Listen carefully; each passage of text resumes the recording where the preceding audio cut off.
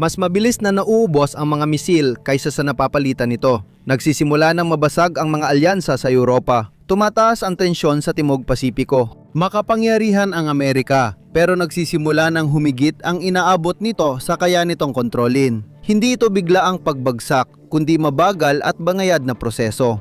Buwan-buwan, unti-unting hindi na nagkakabisa ang mga bagay. Hanggang sa isang desisyon, isang beses lang ang magpapaguhos sa lahat.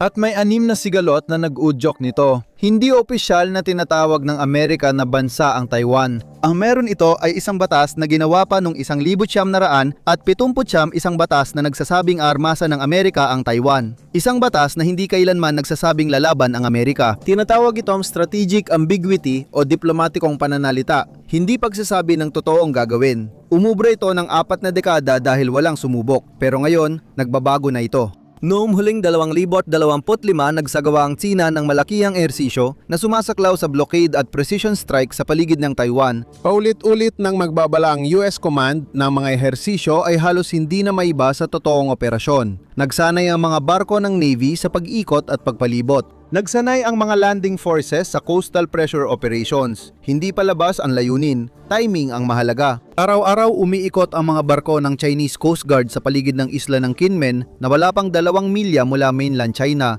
Hindi ito simbolikong presyon kundi pagsasanay. Ginagamit ng Beijing ang playbook nila, inuuna ang pagputol ng panlabas na isla bago umatake. Pero baka hindi dumating ang pangunahing atake gaya ng inaasahan. 10 taon nang naghahanda ang Washington para sa D-Day sa Taiwan Strait, amphibious landing, sunod-sunod na missile launches, malinaw na kilos ng digmaan. Ang ganitong hakbang ay pumipilit ng tugon habang sa parehong taon gumawa ang Beijing na mas tahimik na paraan. Simula 2023 madalas iulat ng Taiwan ang aberya sa kanilang undersea communications infrastructure. Nagbabala ang ilang gobyerno tulad ng US at UK na ang mga underwater cable ay critical na kahinaan sa modernong labanan. Ilang linggo nawala ng internet ang Matsu Islands kaya huminto ang negosyo, bayad at komunikasyon. Madalas hindi napapansin kung gaano kaasa ang modernong koordinasyon ng militar sa infrastruktura ng sibilyan. May satellite redundancy pero karamihan pa rin ng secure na data traffic kabilang ang mga sistema ng pag-aareglo sa pananalapi na kaugnay ng kakayahang pandepensa ay dumadaan sa undersea cable. Noong unang 2025 huminto ang barkong konektado sa China sa ibabaw ng kable sa hilaga ng Taipei, saka ito biglang naputol. Noong Pebrero, isang barkong may bandila ng Togo ang nag-angkla sa ipinagbabawal na lugar malapit sa Tainan at hinila ang angkla hanggang maputol ang isang kable. Sinubaybayan ng autoridad ng Taiwan ang 52 pinaghihinalaang shadow vessels malapit sa kanilang mga kable. Palipat-lipat ang bandila at nawawala ang transponder signal. At noong Enero ng 2026 sa kauna-unahang pagkakataon, isang drone militar ng China ang lumabag sa teritorial na himpapawid ng Taiwan. Tahimik ang Washington, walang parusa at napansin ito ng Beijing. Ngayon ay may quarantine na ang China. Hindi ito blockade dahil militar yon. Quarantine ay para sa adwana. Ang estratehikong pagbabago rito ay banayad pero mahalaga. Ginagawa nitong isyu ng burokrasya, hindi digmaan, ang lumalalang tensyon. Mahalaga ito dahil ang internasyonal na mekanismo ay para sa mga panuntunang militar, hindi administratibong usapin. Nagpatupad ang Beijing ng mas mahigpit na inspeksyon sa mga barkong mula Taiwan. Kailangan na magdeklara ng maaga ng kargamento sa mga otoridad ng China. Malayang makakasakay ang Chinese Coast Guard sa mga barko. Ang tatanggi ay pababalikin. Walang misail o deklarasyon. Maraming sabay-sabay na tensyon sa lahat ng lugar. Ang problema ng Washington ay hindi kakulangan sa tugon sa blockade, kundi dahil hindi yon ibibigay ng Beijing. Dito nagiging masalimuot ang sitwasyon. Ang Taiwan ay gumagawa ng mahigit 60% ng semiconductors at higit 70% ng pinaka-advanced na chip sa mundo, karamihan ay sa pamamagitan ng TSMC. Ang mga chips na ito ay gamit sa F-35 avionics missile guidance systems at cloud infrastructure. Malaking bahagi ng mga advanced na sandata ng US ang umaasa sa supply chains na dumadaan sa Taiwan. Ang mga susunod na henerasyon ng sistemang tinatayaan ng Amerika gaya ng hypersonics, AI-assisted targeting at next-gen fighters ay nakadepende sa supply chain na yon. Hindi lang ito ekonomikong pagdepende, kundi militar din. Hindi rin malinaw ang takbo ng panahon. Sa loob ng maraming taon, kinatakutan ng mga analis ang pagsalakay sa 2027 ika-100 anibersaryo ng People's Liberation Army, kaya ito ang naging batayan ng plano. Pero ngayon, binabawi na ito. Ayon sa US Intelligence, wala nang tsak na petsa ng pagsalakay. Mukhang maganda ito pero hindi. Ang tsak na deadline ay mas madaling paghandaan. Dapat nang pag-isipan ng mga tagaplano kung ito na ba ang taon habang nag-a-adjust ang mga kaalyado. Sinabi ng Japan na ang pag-atake sa Taiwan ay banta sa kanilang kaligtasan. Pinalawak ng Pilipinas ang US access sa mga base. Nag-ingat ang Seoul. Inamin ng US defense officials na mas nakatutok pa rin ang Seoul sa hilagang Korea kaysa Taiwan.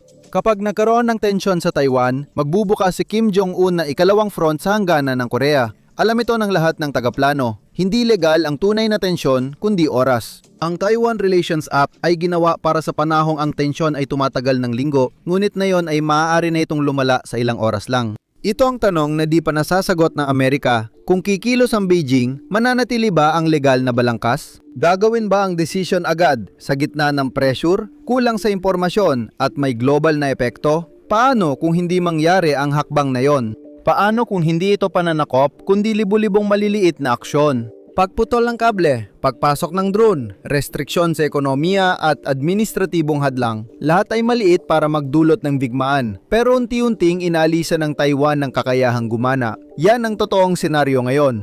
Hindi kailangang talunin ng Beijing ang Amerika sa digmaan. Kailangan lang nitong lumikha ng labang mahirap makilala ng Amerika. Ang digmaan sa Ukraine ay hindi na digmaang pinapanalunan ng Amerika. Isa na itong digmaan na sinusubukan lamang pamahalaan ng Amerika. Hindi kailanman naging layunin ang ganap na tagumpay, kundi ang pagpigil. Isang mahinang Russia, isang Ukraine na nakaligtas. Hindi nawala ang plano. Hindi na lang ito ang nagtutulak sa pulisya. Sa unang bahagi ng 2026 muling na pag-usapan sa iba't ibang linya ng komunikasyon, ang tigil putukan at sinimulan ng mga bansang Europeo ang diskusyon sa mga garantiya ng seguridad. Aminado na ang mga opisyal sa Paris, London at Washington sa pribadong usapan na frozen conflict na lang ang malamang nakalabasan na yon. Hindi nagbago ang posisyon ng Rusya. Tutol pa rin ang Moscow sa tropang NATO sa Ukraine. Gusto nilang unahin ang kasunduan sa mga teritoryo bago ang negosasyon. Hindi pera ang tunay na gasto sa digmaan, kundi industriya. Nagpadala ang Amerika ng 300,000 artillery shells sa Ukraine. Ayon sa mga ulat ng Pentagon tungkol sa pagkuha ng kagamitang militar, tumataas ang produksyon pero hindi pa rin ito sumasapat sa bilis ng paggamit tuwing digmaan. Plano ng hukbong sandatahan na makagawa ng 100,000 bala kada buwan pagsapit ng kalagitnaan ng 2026. Kahanga-hanga yon, pero kaya ng Ukraine paputukin ang ganon karami sa 2 linggo lang. Kailangan din sa ibang lugar ang mga interceptor na ginagamit ng Ukraine, Taiwan, South Korea, Gulpo, Europa. Ang linya ng produksyon ng Patriot ng Lockheed Martin sa Camden, Arkansas ay isa sa mga pangunahing bottleneck. Sabi ng mga ehekutibo, taon ang kailangan para mapalawak ang produksyon, hindi buwan. Bawat Patriot battery na pinapadala sa Ukraine ngayong taon ay hindi naiiwan sa Guam. Hindi alam ng supply chain ang pagkakaiba ng mga zona ng digmaan basta nauubos lang ito. Dahil dito, parehong may crisis ang Europa at Pasipiko, kaya naglalaan ng mas malaking pondo ang EU at muling nag-aarmas ang Europa. Nangungguna ang Poland sa NATO sa defense spending bilang porsyento ng GDP. Ang Alemanya ay nangako ng daang-daang bilyon para sa depensa at infrastruktura. Pinalalawak ng UK at Pransya ang kanilang kakayahan. Maganda ito sa papel, pero papel lang yon. Sa realidad, ito ay kompetisyon. Isa lang ang pinagkukunan ng lahat at ang parehong mga bilang ang binabantayan din ng Beijing. Hindi lang teritoryo ang issue sa Ukraine, kundi pati ang pagpapahiwatig. Ano ang itinuturo sa mga kalaban ng isang pangmatagalan, magastos at ditsak na paglahok? Ano ang ipinahihiwatig ng kasunduang na pag-usapan sa ilalim ng presyon tungkol sa mga limitasyon? Habang inayos pa ng Washington ang kasunduan sa Ukraine, sumiklab na ang apoy sa gitnang silangan. Noong Pebrero ng 2026, naglunsad ang Amerika at Israel ng halos 900 na pag-atake sa loob ng 12 oras, tinawag ang misyon na Epic Fury. Napatay nito si kataas-taasang pinuno Ali Khamenei. Napatay rin nito ang 12-12 ng matataas na opisyal ng Iran. Napatay rin nito ang humigit kumulang 170 sibilyan. Tumama ang misil sa paaralan ng mga babae sa tabi ng base ng hukbong dagat sa Manab. Hindi inasahan ng kabayaran ng paghihiganti. Isinara ng Iran ang kipot ng Hormuz. Mga 20% ng langis na ipinapadala sa buong mundo ay dumadaan dito. Ito ang pinakamalaking abala sa supply mula noong 1973. Naramdaman ng mga mamimili sa mundo ang epekto sa gasolinahan at grocery checkout. Lalong pinigting ng Iran ang paghihiganti nila. Tinaman ng drone ang mga sibilyang lugar sa Gulpo, Saudi Arabia, Bahrain at Qatar. Dahil dito muling nahatak sa labanan ang mga proxy militia. Mula 2023 humina ang mga Houthi dahil sa mabigat na pambubomba ng US. Nasira ang kanilang mga pabrika ng misil at napatay ang mga leader nila. Iniulat ng Pentagon na naubusan na sila ng mga piyesa. 48 oras matapos ang Epic Fury, bumalik sila sa Dagat na Pula at inatake ang mga tanker gamit ang mga bagong drone. Disenyong Irani, binuo mula sa mga komersyal na piyesang ipinuslit sa Oman. Ang mga drone na nagkakahalaga ng humigit kumulang $2,000 para buuin ay pinabagsak gamit ang mga interceptor na nagkakahalaga ng dolyar na pilitan ang mga kumpanya ng pagpapadala na umiwas at dumaan sa Cape of Good Hope dahilan para muling tumaas ang mga bayarin sa pagpapadala na parang noong kasagsagan ng pandemya. Araw-araw pang lumalaki ang agwat na yan. Nagbabala ang World Bank at IMF na ang tuloy-tuloy na kaguluhan sa koridor na ito ay maari magpataas ng presyo sa buong mundo. Naglaban ng Hezbollah at Israel na nagdulot ng higit 2,000 patay. Nagpapaputok ng rocket ang Hezbollah mula sa posisyong inakalang bakante ng US intelligence, isang mabigat na aral para sa Washington.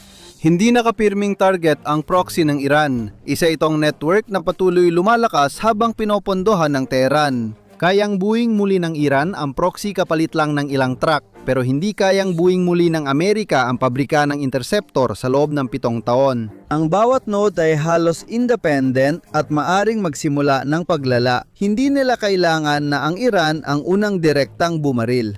Inamin ng mga mataas na opisyal ng depensa na apektado ng kasulukuyang operational tempo ang kahandaan sa ibang lugar, kabilang ang Indo-Pacific. At ito ay bago pa lumabas ang issue ng nuklear. Umabot na halos sa antas ng armas ang pagpayaman ng Iran nitong mga nakaraang taon. Madalas nang iulat ng IAEA na humina ang kanilang pagsubaybay sa aktibidad nuklear ng Iran dahil sa mga limitasyong ipinataw sa pagmamanman. Ano ang mangyayari kapag nalampasan ng Iran ang hangganan? Pag nangyari yon, hindi mananatiling tahimik ang rehiyon. Sinabi na ng Saudi Arabia na maghahangad ito ng armas nuklear. 18 buwan. May technical na kakayahan ang Turkey, may motibo ang Egypt. Nagbabala ang mga eksperto sa non-proliferation na posibleng magdulot ang nuclear na Iran ng pinakamabilis na paglawak ng armas nuklear mula Cold War. Limitado rin ang opsyon ng US. Liliit ang opsyon, lalong lalala ang panganib ng aksyong militar, hihina ang diplomasya, at mababasag ang katatagan ng reyon. Ang tanong ukol sa Iran ay hindi kung kaya bang atakihin ng US, kundi ano ang mangyayari pagkatapos. Ano ang hitsura ng pagpigil sa isang reyon kung saan kalat ang paglala at malabo ang hangganan bago umabot sa paggamit ng sandatang nuklear.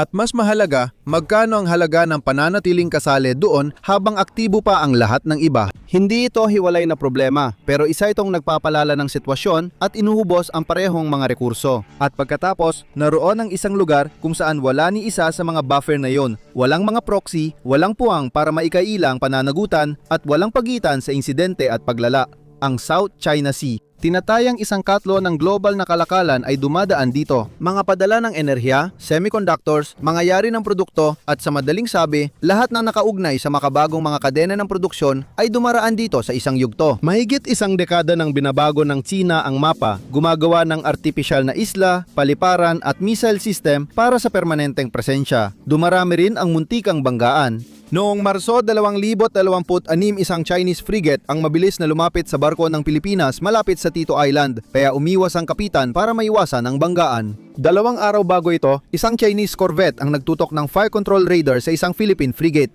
Noong Enero, pinalibutan ng Beijing ang Scarborough Shoal at inangkin ang pagmamayari sa itinuturing ng batas internasyonal na katubigan ng Pilipinas. Mas nagiging madalas ang mga engkwentro at maaring maging marahas. Noong Agosto 2025, nagtangkang banggay ng barko ng hukbong dagat at Coast Guard ng China ang isang barko ng Pilipinas. Ngunit nagbanggaan sila. Hindi bababa sa 3 mandaragat ang namatay. Ganon nakalapit ang tubig na ito sa labanan. Ang mga engkwentro na hindi naririnig ng mundo ay nangyayari linggo-linggo. Ang mga barko ng Pilipinas ay nakaranas ng mga bugso ng water cannon na sapat ang lakas para makasira ng kagamitan. Nagulat din ang mga barkong Vietnamese at Indonesian ng paulit-ulit na panggigipit. Ang Chinese Coast Guard ay pangunahing tagapagpatupad ng pulisya ng Beijing na hindi na kailangan pang manalo sa labanan sa dagat. Ginagawa nitong kailangan mo pang humingi ng permiso sa pang-ingisda, pagbabarena, pagpapatrolya at pakikipagkalakalan sa sarili mong karagatan. Linggo-linggo gumagalaw ang linya sa mapa. Ang kontrol ay hindi lang galing sa sagupaan, kundi sa pagbabago sa itinuturing na normal na kilos sa pagdaan ng panahon. Ang CSIS Asia Maritime Transparency Initiative ay nagsagawa ng maraming war games tungkol sa Taiwan at pagkalat ng sigalot sa rehiyon.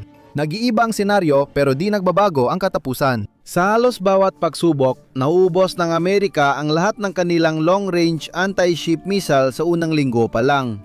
Tinawag ng CSIS ang susunod na sitwasyon na walang laman na imbakan. Ubos na ang misail na pwedeng iputok sa mga barko ng China habang di pa nakakabawi ang pabrika. Sa bersyon ng laro na may blockade, bumababa ang kuryente ng Taiwan sa 35% ng normal sa loob ng 20 linggo. Mahigit 100 barkong pangkalakar na ipinadala para magdala ng supply sa isla ang nalunod. Sa bersyon ng pagsalakay, 70% ng mga eroplano ng Allied ay nasisira bago pa man makalipad. Hindi ito ang mga pinakamasamang senaryo. Ito ang karaniwang kinalalabasan, ang mga panalo. Kaya ang tanong ay hindi lang padlala, kundi pati kakayahang magpatuloy. Napatay ng bala ng China ang isang Pilipinong mandaragat. Ano ang ipapadala ng Washington, saan ito magmumula at magkano ang gastos? Hindi kailangang pilitin ng China ang pagpili, gawin lang nilang hindi ito may iwasan. Ito pa rin ang harapan kung saan inaasahang magkakaroon ng putukan sa dagat.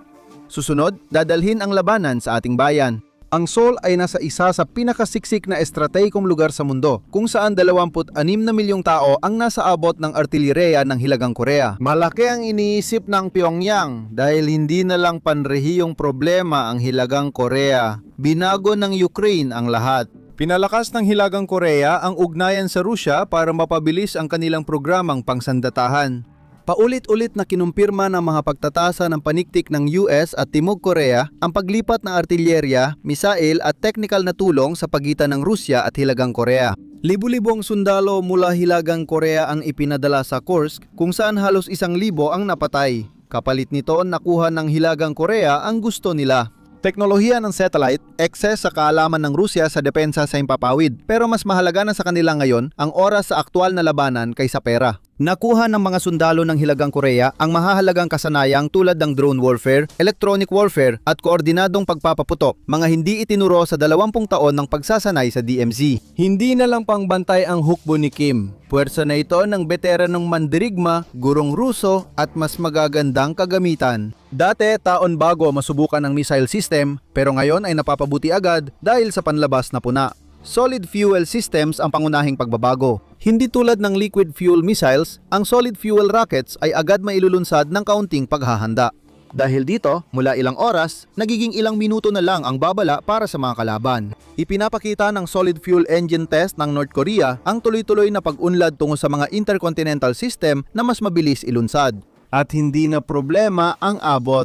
May 5 taong plano ang Pyongyang para sa nuclear triad. Kabilang dito ang unang nuclear-powered na submarino. Ginagawa na yon. Sa abot pa lang, ginagawang target ng pinakabagong Hwasong 20 ang buong kontinental na US. Hindi ito tungkol sa posibilidad ng paggamit. Tungkol ito sa katiyakan ng kakayahan. At ang kakayahan ay binabago ang deterrence kahit hindi ito ginagamit. Kasing halaga rin ang cyber na aspeto. Hindi na kailangan ng North Korea ng sistema ng bangko. Noong Pebrero 2025, isang grupong hacker mula North Korea na Lazarus Group ang gumawa ng pinakamalaking crypto heist na naitala. Nilimas nila ang isa tuldok $5 bilyong mula sa Bybit Exchange sa loob lamang ng isang hapon. Nilaban ang pera gamit ang mixers at shell wallets. Tinataya ng mga monitoring body ng UN na mahigit $6 na bilyong na ang nanakaw ng North Korea sa crypto mula 2017.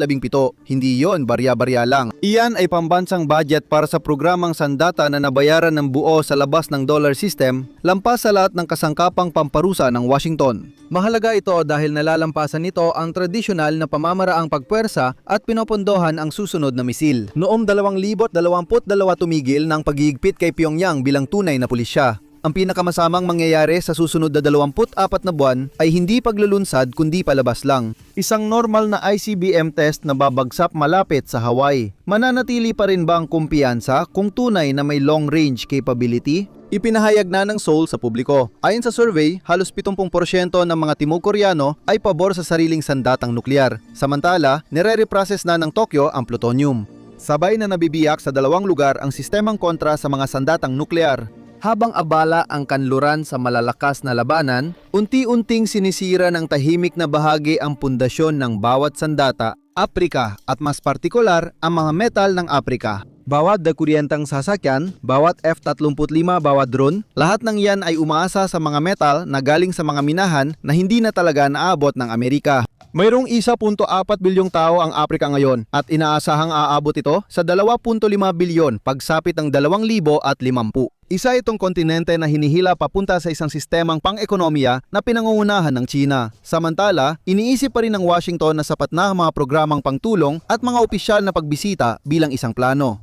Noong 2022 hanggang 2024, pinalayas ng Mali at Burkina Faso ang mga tropang Pranses. Nagpatakbo ang Amerika ng multimilyong dollar na drone base sa Agadez, Niger, pinakaimportanteng lugar kontra terorismo sa Sahel, pero pinalaya sila noong 2024. Tatlong pagpapalis sa mga kanluranin sa loob ng 3 taon. Habang umalis ang kanluran, pumapasok naman ang Moscow. Opisyal na umatras ang Wagner mula Mali noong kalagitnaan ng 2025 matapos ang Tinzawaten ambush isang taon bago nito na naging pinakamalaking pagkatalo nila sa kontinente. Hindi talaga umalis ang Wagner, pinalitan lang ng pangalan at ngayon ang Africa Corp ay kontrolado na ng Russian Defense Ministry. Parehong mga tao, parehong mga pinuno sa operasyon at bagong patch lang. Gumagana ito sa Mali, Central African Republic, Libya, Burkina Faso, Niger at Sudan. Nadiskubre ng mga mamamahayag ang 6 na lihim na kulungan ng Wagner sa Mali kung saan daan-daang sibilyan ang nakakulong, pinahirapan at may ilang nawala. Mas tahimik at pangmatagalan ang kilos ng China. Sa tulong ng China Molybdenum at mga state-linked infrastructure fund, nakuha ng Beijing ang kontrol sa supply chain ng mahalagang mineral. Ang minahan ng Tenke Fungurume sa DRC ay nagpuproduce ng 3% ng tanso at 5% ng cobalt sa mundo. Ito ang dalawang metal na nagpapagana sa mga makina ng F-35 at mga baterya ng EV. Ang Beijing rin ang namamahala sa proseso ng pagpipino para sa 19 sa 20 mahahalagang mineral sa buong mundo. Kahit pumirma ang gobyerno sa Africa ng mining deal sa Amerika, tulad ng DRC noong Disyembre 2025, kailangan pa ring dalhin ng ore sa pabrika ng China para maproseso. Ang kasunduan sa pagmimina ng China at DRC noong Marso 2026 ay nagpatibay lalo sa kanilang ugnayan. 7 bilyong dolyar na pondo mula sa infrastruktura ng China kapalit ng 1.2 na royalty. Walang alok mula sa kanluran ang lumapit man lang dito. Noong Enero ng 2025, nagsagawa ang China ng pinagsamang naval drill kasama ang Russia, Iran at South Africa sa may Cape of Good Hope. Dahil sa pagsasara ng Red Sea ng mga Houthi at digmaan sa Iran, Cape na lang ang natitirang ruta sa pagitan ng Asia at Europa. Kakagawa lang ng Sina ng drill kung sinong may kontrol dito habang lumiit ang pakikialam ng US. Buhay pa rin ang AFRICOM bilang isang command structure sa ilalim ng Pentagon pero nabawasan na ang operasyon nito sa iba't ibang reyon matapos magsara ng mga base at umatras sa Sahel. Ayon sa 2026 National Security Strategy, dapat manatiling maingat ang Amerika sa muling pagyusbong ng terorismo sa Afrika. Mas mabilis lumalakas ang Al-Qaeda at Islamic State sa Sahel kaysa ibang jihadist group sa mundo. Ganito ang itsura ng rehiyong natatalo. Ang mga bansang dating tinawag ng Washington na haligi nito ay ngayon ay tumitingin na sa iba. Lumagda ang Kenya sa malaking kasunduan sa Global Security Initiative ng China noong 2025. Ito rin ang bansa nagsilbing himpilan ng mga operasyong kontra-terorismo ng US sa loob ng 20 taon. Ang mga opisyal ng Kenya ngayon ay hayagang tinutukoy ang Beijing bilang tunay na kasosyong nagbibigay ng pondo. Nalaman lang ng embahada ng US sa Nairobi ang biyahe ng pangalawang pinuno ng sandatahang lakas ng Kenya sa Beijing noong Nobyembre 2025 mula sa midyang pang-estado ng China. Lumagda ang Tanzania ng kasunduan na pumapayag sa isang kumpanyang pag-aari ng China na magpatakbo ng daungan sa shipping lane ng Indian Ocean na dati nang sinabi sa US Navy na mananatiling sibilyan. Bumibili ngayon ang Ethiopia ng sistemang paniniktik mula China. Ang Senegal, dating tinuring ng US na huwarang demokratikong kaalyado, ay may bagong pangulo na nangakong paalisin ang mga kaluraning kumpanya ng pagmimina. Unang beses niyang nagpunta sa ibang bansa ay sa Moscow. Bawat hakbang pwedeng baliktarin kung paisa-isa, pero hindi na kapag pinagsama. Ang Lobito Corridor lang ang positibong balita mula Washington. US-supported na riles mula Copperbelt ng Zambia, dumadaan sa Angola, papuntang Atlantiko. Sa papel, winawasak nito ang monopolyo ng Sina sa rutang tanso mula Afrika. Sa praktika, dumadaan ang koridor sa tatlong bansa at tumaasa sa pampulitikang katatagan ng Angola, isang bagay na hindi kailanman ginagarantiyahan. Kahit makarating ang tanso sa Angola bilang bahagi ng Lubito, ikakarga pa rin ito sa barkong papuntang plantang pagpipino sa China. Ang Afrika ay hindi lang isang hiwalay na larangan, kundi ang pinagmumula ng tibay sa iba pang larangan. Ang mga mineral ay nagpapalakas sa paggawa ng armas, ang mga supply chain ay nagpapatibay ng pagpigil, at ang ekonomiyang pagkakahanay ay nagbibigay ng estratehikong kalayaan. Kung magbago ang mga input na yon, lahat ng iba pa ay sumisikip. Kaya, kapag pinagsama ang 6 na larangan, hindi nagkataon lang ang pattern. Nakikita nitong tumataas ang presyon. Pero may mga kaalyado ang Amerika. May pera ito. May $900 bilyong na budget sa depensa, mas malaki kaysa pinagsamang 10 susunod na militar. Ang kulang sa Amerika ay lakas. Ang totoong laban ng 2026 ay hindi lang sa isang lugar. Nasa pagitan nito ng mga pangako at kakayahan, sa pagitan ng mga pangako at produksyon, sa pagitan ng presensya at pagkakaroon. Hindi kailangan ng China na bumagsak ang Taiwan ngayong taon, ng Russia na bumagsak ang Ukraine, o ng Iran ng tagumpay bukas. Hindi kailangan ng Hilagang Korea magpaputok, at hindi rin kailangan ng Afrika magdeklara ng pagkakampi. Oras lang ang kailangan nila na siyang nagpapakita ng mga limitasyon. Naiintindihan na ito ng bawat tagaplano sa Washington sa pribado. Ang palagay na nakapaloob sa bawat plano ay pareho, na mananatiling malamig ang ibang mga krisis habang aktibo ang kanila. 5 palagay na pinagpatong-patong. Bawat isa ay makatuwiran kung mag-isa, pero kapag pinagsama-sama, imposible. Ang totoong tanong ay hindi kung aling labanan ang mananalo, kundi kung aling labanan ang darating habang hindi pa nare-resolba ang iba. Dahil yun lang ang tanging bersyon ng hinaharap kung saan lubos na sinusubok ang sistema. Hindi sunod-sunod, kundi sabay-sabay. Kapag nangyari yon, hindi matutukoy ng mga maagang isinulat na estratehikong dokumento ang resulta. Matutukoy ito na natitira sa inventaryo, sa produksyon at sa reserba.